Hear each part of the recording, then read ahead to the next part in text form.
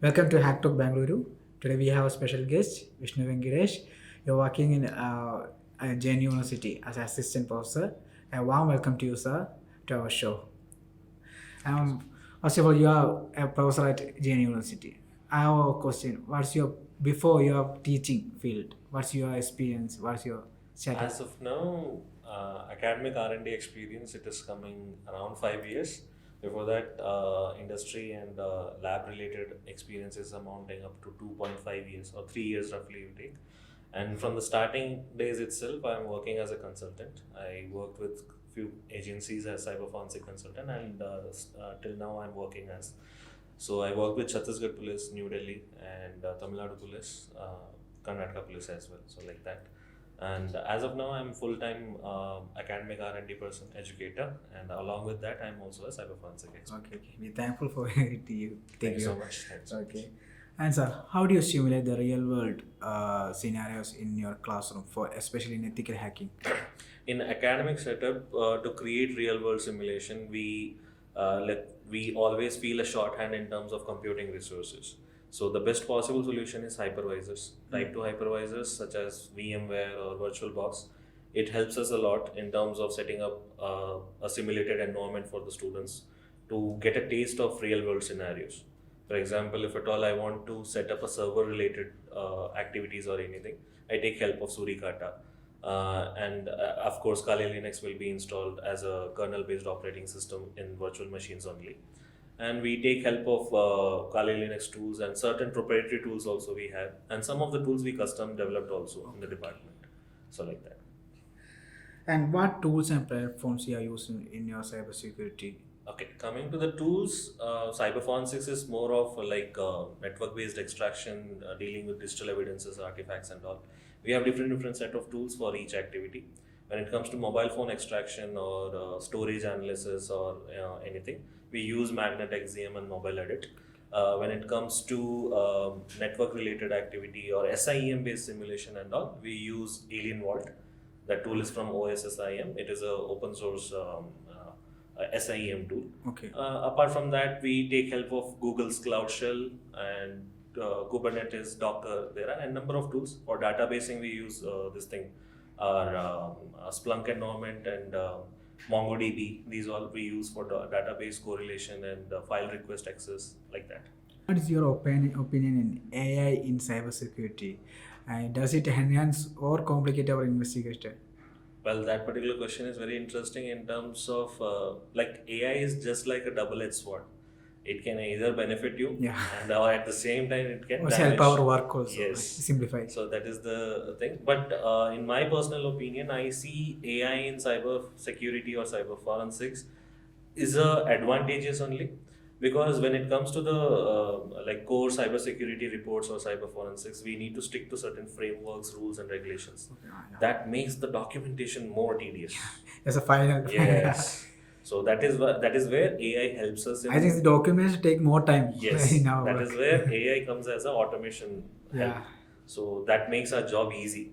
So that is why I feel that yes, definitely we should welcome AI in cybersecurity and cyber forensics, because once the documentation, the huge workload of documentation is like completed, we can focus on real cases, like real problems there.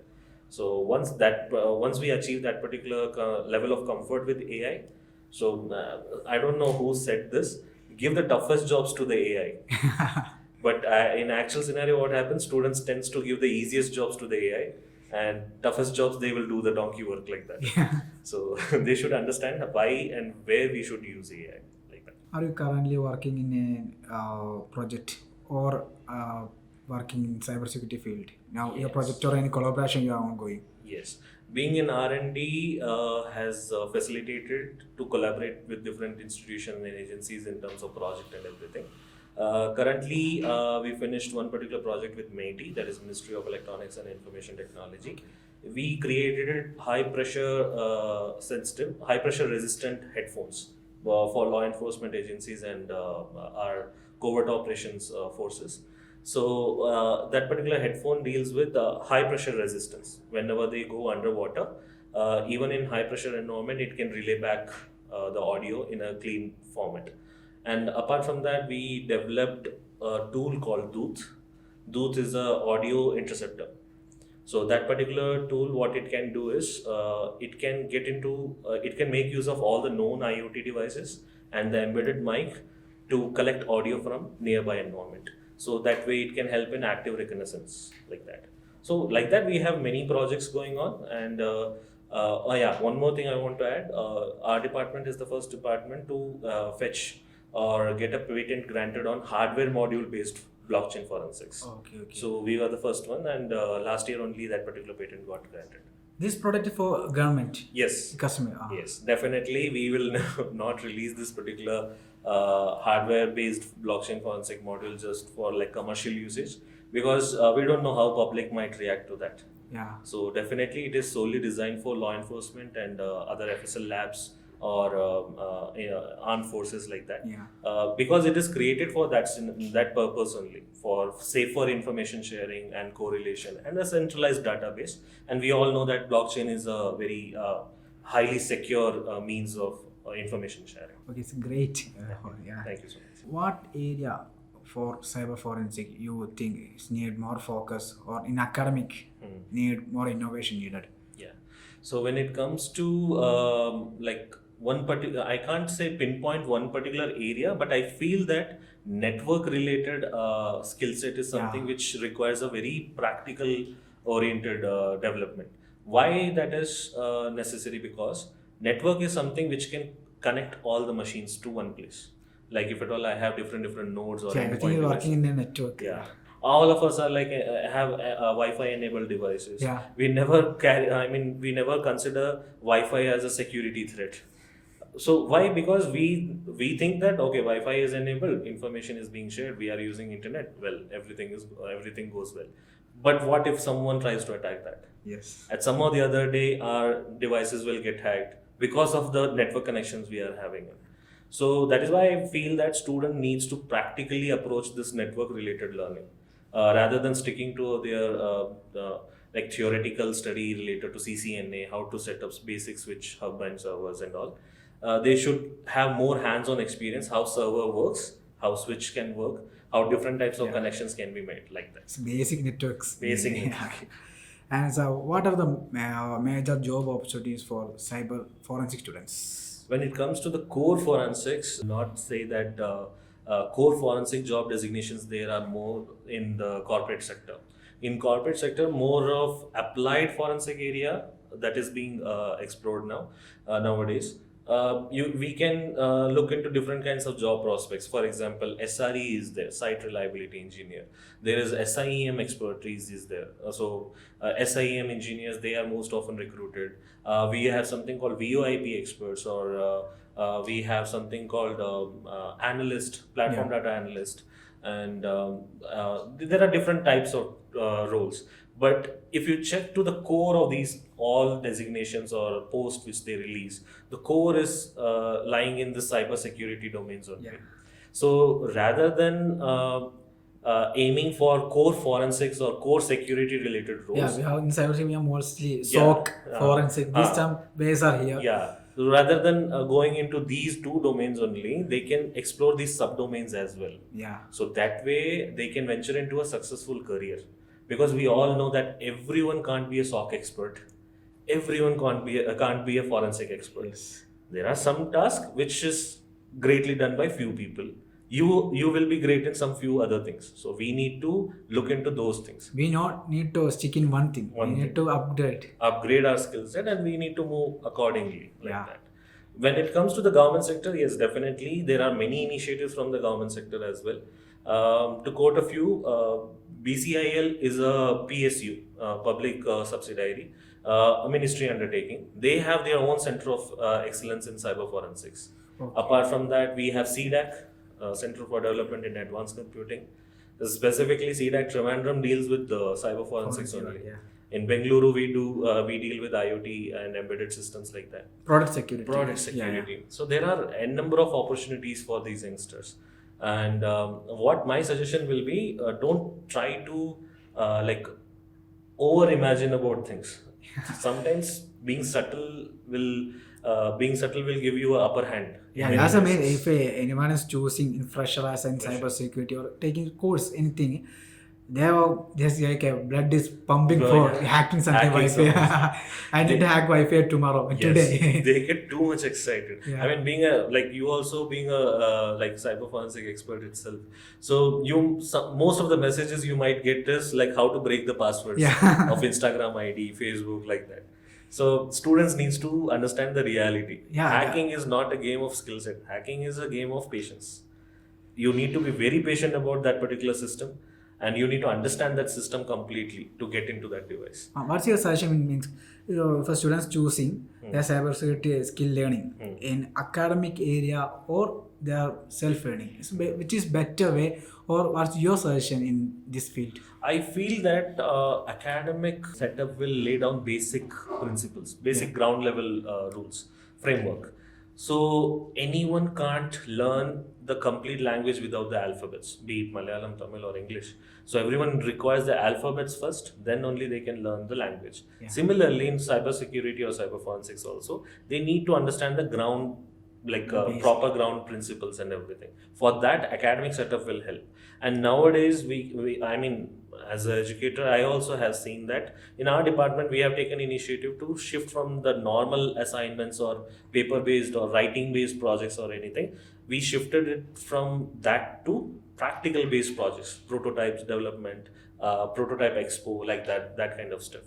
So student needs to understand, like for understanding the skills or understanding that particular topic in a practical way, they should have a basic understanding first.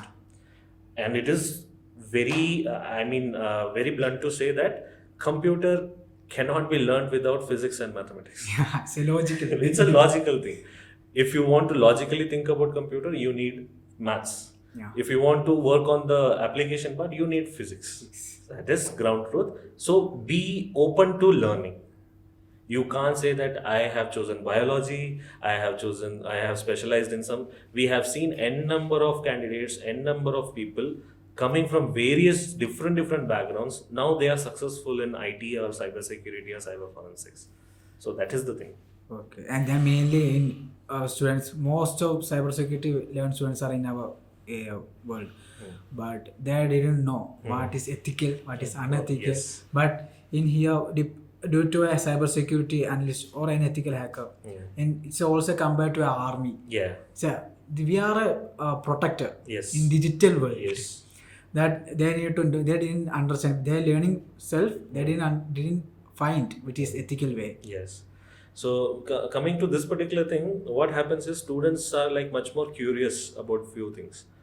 But when it comes to the doing things according to the framework or following certain rules, they might not follow it. Because being a teenager or a youngster, I mean hardly what, they will be around 18 to 25 ages between only. So what they think is being a rebel will give them an upper hand. Yes, being a rebel is good in different ways, but you have to stick to certain morals and ethics. And when it comes to the forensic fraternity, ethics is very much important. I always tell my students, like, our fraternity is such a fraternity which works in the darkness to serve the light. Light being the justice and darkness being the crime. So when it comes to these kind of scenarios, we need to understand, like, we need to follow certain rules and everything needs to be under certain bound.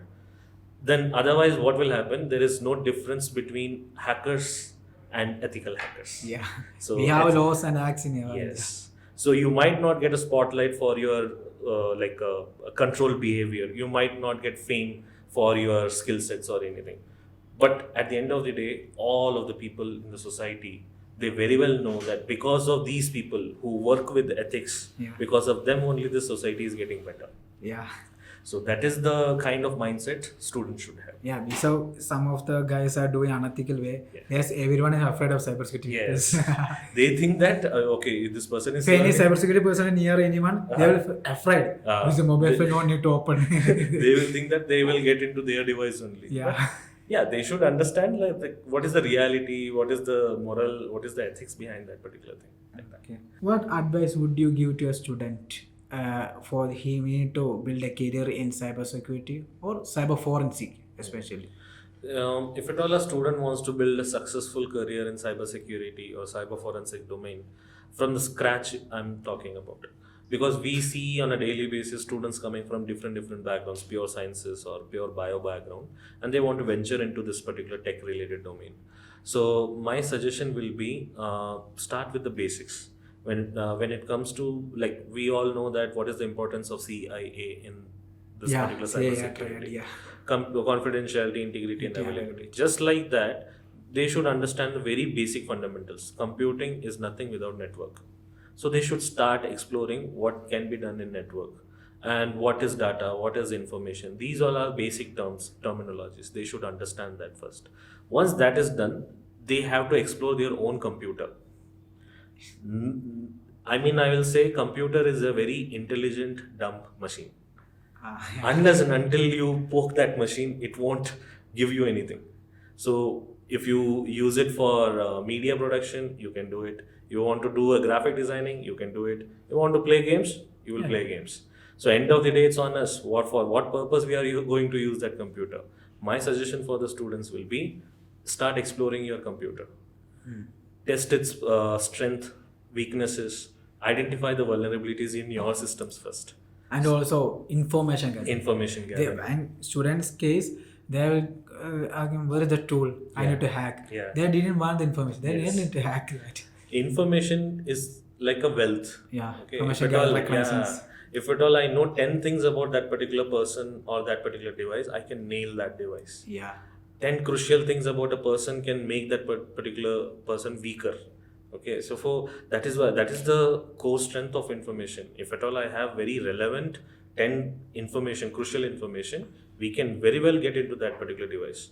And there is a saying in cybersecurity, though no device is secure. Yeah, that's the main thing. In case of we are collecting information, there's no need of tools. We can mentally manipulate them. It's like a social engineering attacks. When it is not possible for our hardware setup or what type of computing resources we are having, if that is not helping us, definitely human psychology is such a beautiful technique. So we can take help from social engineering attacks. Like randomly, it might be very easy to say that 60% of the population keep passwords related to their favorite person's date of birth or mobile number or related as such. We know that particular fact. Now, how to make use of that particular fact? We need to find a way. That finding a way is very important in cybersecurity. Tools are there, resources are there. Without that particular technique, even if I give you a supercomputer, you can't perform. So the motive is important. And moral is important, ethic is important. So that is what makes this cybersecurity much more interesting than like other domains. Okay, sir. And sir, one more question is, do you have any alumni that you didn't forget in your career? Most of the students I never forget. Few students to name, I mean, if at all I have to name few students, Hisham Safrullah, Divya, Shreyas Warrior, Shohana Anjum, these all, Ragul Kennedy, these all students are like I consider them as my gems because I'll take one particular case of Hisham. Hisham came from a pure forensic background. He was from Kerala only. So a very nice, happy-going kid, and the one good thing about him is like he used to be very curious. And coming from the core forensic background, initially he faced a problem in learning computers in like more of a security related aspects. So, but he didn't give up. He always used to ask me questions. Every lab used to be like extended half an hour because of him only. And luckily, I got him as my dissertation kid also. He was under me for DOP. And the project he has chosen was like he has created a centralized database with the proper front end and back end development for forensic related information storing. And he created it. And that particular project, when we applied for the design and project for the patent basically, it got rejected in the first. He created and developed it. So it was a developing field also. Yes. Yeah, it's great. And it got rejected. And that time I didn't tell him that it got rejected. I just told him that we need to tweak it a little bit. Okay. So I'm good with PCB building and all. So I did the hardware module designing, and I told him to convert that particular interface so that it can be flashed into the hardware module. So he did it because it is very easy to convert any bin file or like a Python file into a executable. So it is very easy. So once he done that, we created this hardware module, and for that we got granted for design. Based on that particular project, his interview went successful, and he's working as a cybersecurity officer in Alameda and Bahrain, and that too with the package of 26 lakhs per annum. Oh, help, yeah. Okay, Yeah, that's so I feel that for a student who is coming from a core forensic background and to be placed at such a package, it boosts their morale also, and it boosts other students' morale, his juniors also. When I tell this particular story to his juniors or anyone, they also get motivated towards it. Yeah. If we learn properly, we might also achieve the same feat. Like Okay. And you told me that you are also forensic investigator also. You have any recent experience in your work? It's a confidential, mostly we are doing that. Yeah. But something you can share. Yeah, I'll not specify the names or anything. This particular case involves infidelity and also kind of a ransom kind of a case. Okay, so which type of department you worked? I work with mostly auditing and cybercrime consultation. Okay. Cybercrime consultation also in terms of GPS triangulation and CDR analysis. Okay. So that is my specialty actually. IoT devices or mobile phone triangulation is my specialty, and financial frauds also. So mostly I get a case for consultation in these areas only. But I remember this particular case because it is little offbeat. Okay. I never received case of infidelity, partners are doing some crimes, that kind of like blue order crimes I never get into. Okay. But this particular case came with the twist. This is a personal blue order kind of a crime. There was a financial involvement also, ransom, and the husband and wife are not in a good terms. There is a third person. Now this third person has been accused of committing a cybercrime kind of a stuff on the husband. Oh. So we got 3 devices, Okay. all of these 3 person, and the query from the agency was like what to do with in this case, how to prove it. Each one is blaming each other. Okay. And how there is no such information, core information, what to do. We don't find who is innocent. So what we did, we simply triaged all 3 devices, profiled it.